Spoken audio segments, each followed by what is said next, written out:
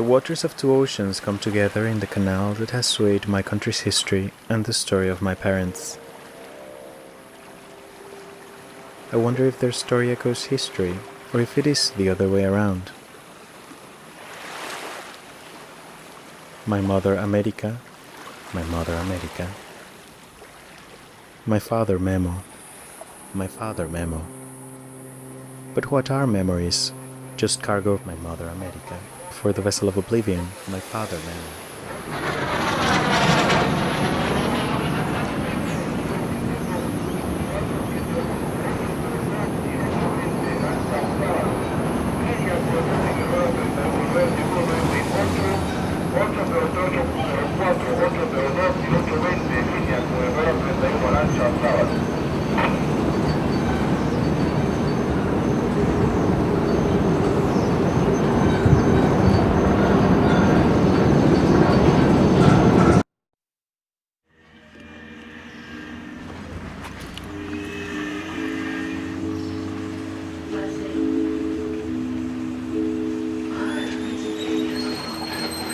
My oldest image in life rotates around this column, this house, this memory. But like my mother fatherland, my family develops in perplexing ways.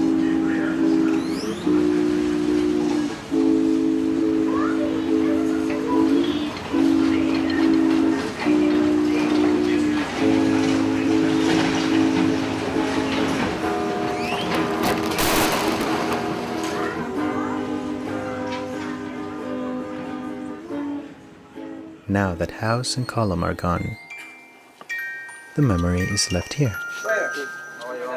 If this was once my house, or was the yard inhabited by monkeys, squirrels, iguanas and cats?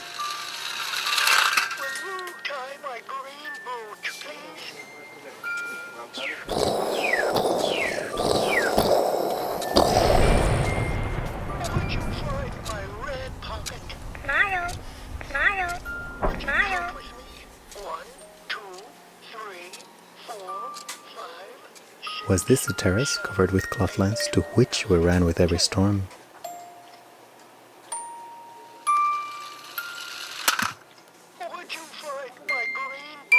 And this, the room where I was conceived.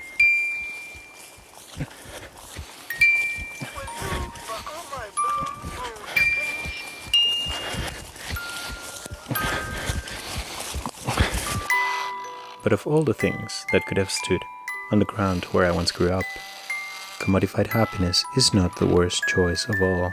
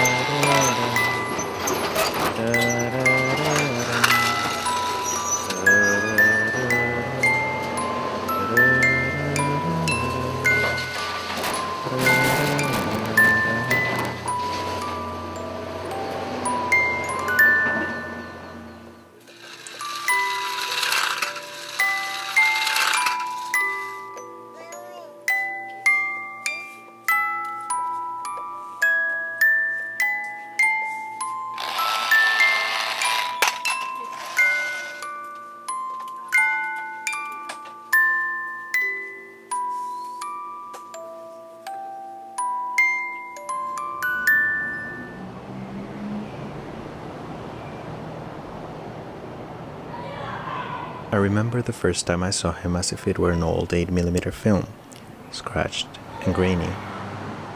Memo came cuddled in the arms of an enormous nurse, carried effortlessly up the stairs to the apartment America had rented, while we waited for our own house, number 67, the one with the Solomonic column, the one leased to strangers.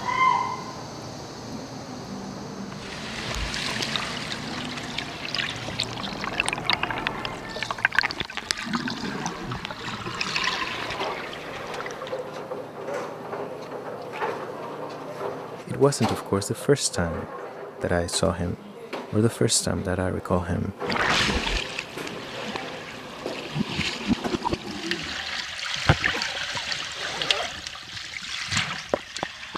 I remember Remember words: brain stroke, right lobe, infirm Memo. Memo vanished to the hospital where he had once healed the sick. Memo the doctor turned Memo the patient. Memo the father, Memo the son. 4 months earlier, his cough at the hotel. The very moment of his stroke.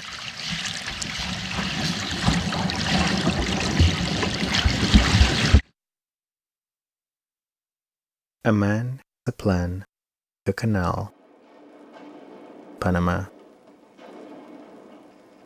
A man has a plan to dig a canal through a place called Panama. There was at the time another stroke. A great nation ruled by military men and spies imposed a spy and a military man as the ruler of my small nation. Years later, after my flight, they would betray him, as they had betrayed his predecessors.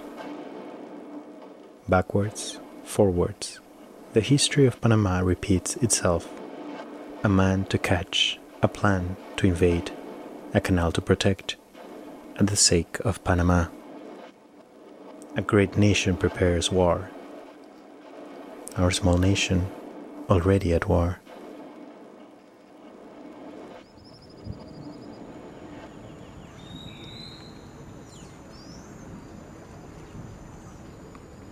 My mother America told me that, before his mind was struck, Memo had been son Costa Rican, poor, student, peasant, teacher, football player, scholarship recipient, university student, zoologist, laboratory technician, husband, father, godfather, Panamanian, cardiologist, internist, grandfather, geriatrics doctor, lover, retiree, patient, farmer, painter, and poet.